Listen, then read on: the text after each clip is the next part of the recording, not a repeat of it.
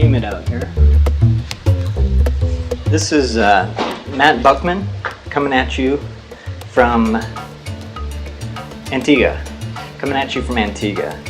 I've got my margarita here, but this is not why I'm here. I'm here to tell you about the new Sony A7s. I just acquired these cameras last week.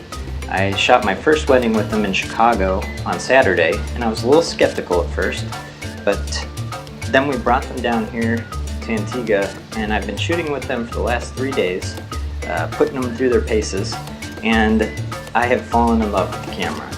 Between the dynamic range, the astounding low light capabilities, being able to switch between full frame and cropped, having focus peaking, zebra stripes, punch in while recording, all these features just make this an amazing camera.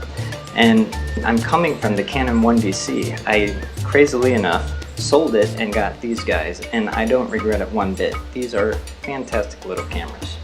Now, they aren't without their flaws. You do have to use adapters, which I really haven't had any major problems with, nothing that's hurt a shoot, but using adapters is not ideal. The screen lacks sharpness. I do not like the screen very much, but it does tilt, which is great.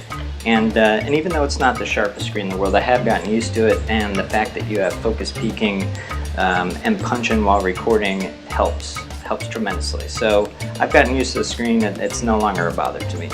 You do need lots of batteries. The batteries are very small, so make sure you have plenty, because it'll go through them pretty quick. Right now I don't have the battery grip. I did order it and I'm waiting for them to arrive. But that'll make it a little less small, which will be good, because right now it's almost so small it's hard to really get a good grip. The record button is in an odd place, but I've gotten used to that. But it is small. I wish it was just a little bigger maybe. But besides any of those little hang-ups, the pros of the camera far outweigh any of the cons. And I even set up this shot like this. You might think, why would you set up a shot like that? That's crazy. Because I am in shadow. Everything behind me is in bright sunshine. But I wanted to shoot this in the S-Log and see just how well this camera could handle this image. And I think it's going to do pretty good.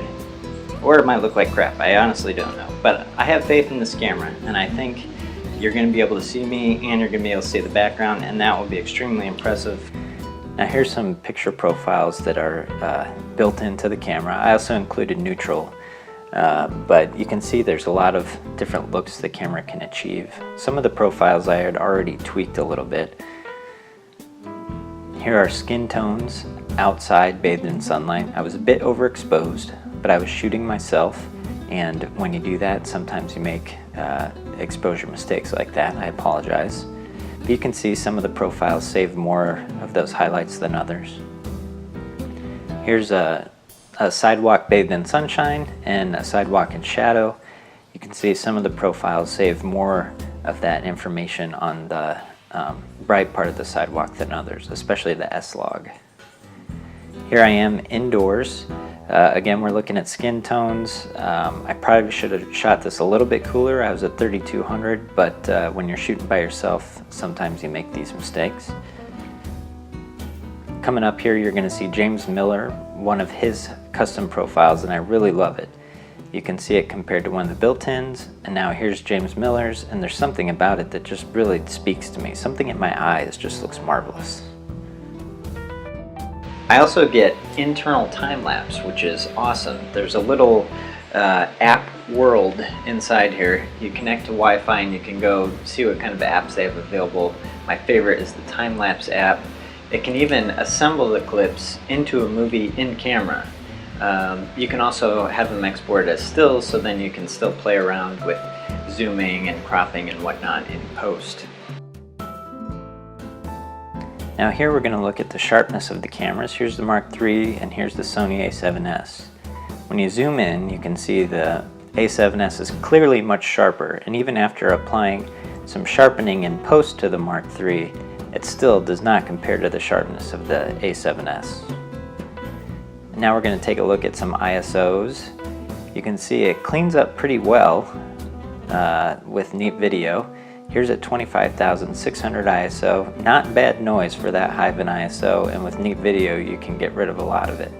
Even at 64,000 ISO, that noise is not bad for that high of an ISO, and it still cleans up relatively well. Now here's some images I filmed while on property. Most of these I filmed in James Miller's custom profile. I really like the way this profile, it has some flatness to it, but it's not so terribly flat that I have to do a ton to it in post. But I really like his profile. Here we're going to go back to that wide image and we're going to look at dynamic range. You can see with the Sony A7s, you can still really see a lot of the information in the shadows, especially compared to the 5D, which crushes the shadows. But with the Sony, you really can see a lot of the detail in both shadows and sunlight. The dynamic range is really impressive on these cameras. After posting the video, a few requests came my way to add a few tests to the video, so that's what I've done. So enjoy.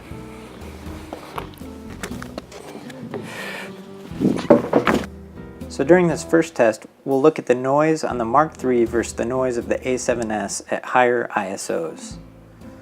You'll see that the noise in the A7S is much more pleasant than that of the Canon 5D Mark III, especially once you get to 25,600.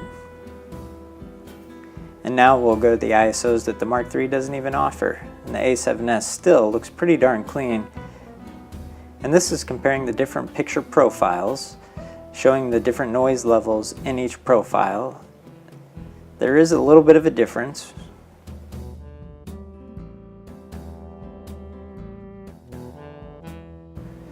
And here we're going to look at the slow motion. We're looking at sharpness. Here's the Mark III. It's a bit soft considering it's scaled up from 720. The Sony A7S is recording at 1080 and you can tell it is indeed quite a bit sharper.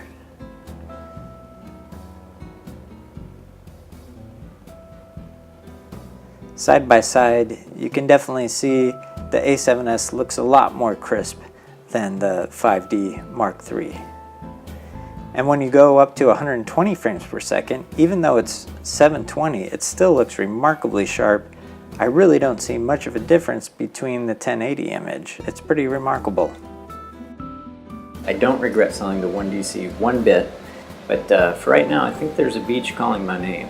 So I'll catch you on the flip side, peeps.